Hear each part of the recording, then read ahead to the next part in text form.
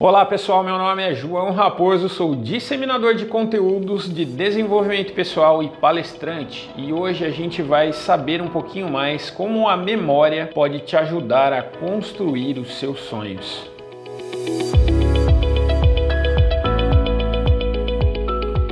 Então, pessoal, vamos falar um pouquinho sobre a memória, né? Os eventos que comoveram o mundo são eventos que a gente lembra com mais facilidade, né? E esses momentos podem ser aí a morte da princesa Diana, a morte do Ayrton Senna. Houve uma grande comoção no mundo, uma grande emoção, e isso grava na nossa memória de diferentes modos para cada pessoa. Essa memória, ela pode ser distorcida aí ao longo do tempo, né? Então existe aí um baú da nossa memória, tem um potencial incrível aí para a gente desenvolver que a gente não sabe como desenvolver. Então vou falar um pouquinho mais sobre como o nosso cérebro ele grava as memórias e como a gente faz construir aí a nossa identidade através disso, né? Existem vários tipos de memória, né? Existem as memórias implícitas, que são como coisas que a gente aprendeu, está nato na gente já, por exemplo, andar de bicicleta,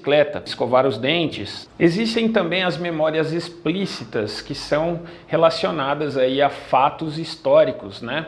Existe a memória semântica, que são fatos, datas, números e palavras. E as memórias aí dos acontecimentos da sua vida. Então a nossa vida ela é pautada, geralmente as nossas memórias se pautam nos acontecimentos de mudanças muito grandes aí na nossa vida, né? Então a gente se lembra com muito mais facilidade do dia do nosso casamento, do primeiro dia da escola, às vezes aí do primeiro beijo, fatos que marcaram uma mudança em você. Na memória, pessoal, a parte que é ativada aí no nosso cérebro é chamada amígdala cerebral, né? E essa parte ela estimula aí o nosso centro das emoções, chamado hipocampo, né? E isso fica muito mais forte quando a gente faz isso em forma de narrativa, né? O nosso cérebro ele aceita muito melhor as memórias em forma de narrativa. O hipnoterapeuta ele pode aproveitar e saber muito bem disso e saber levar você a sua memória através de narrativas, metáforas e histórias que ele conta para fazer você levar a sua memória, né, de dias importantes da sua vida,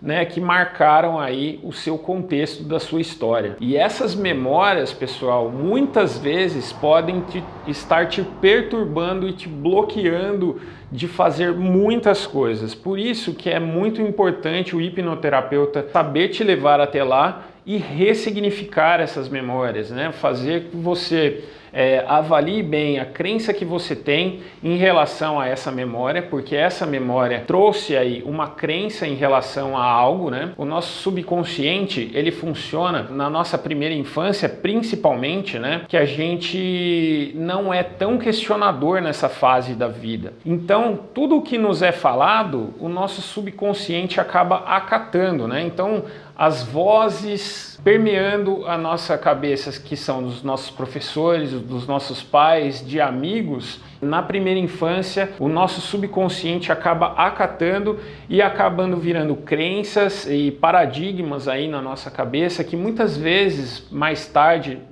na nossa vida adulta, essas crenças e esses paradigmas já estão impregnados e estão bloqueando aí a nossa vida, né? Crenças sobre dinheiro, né? Sobre comida, sobre relacionamentos. Geralmente, nessa primeira infância, a gente impregna esse tipo de paradigma e fica difícil de ressignificar depois. E para que serve aí a nossa memória, pessoal? A nossa memória é o nosso passado, né?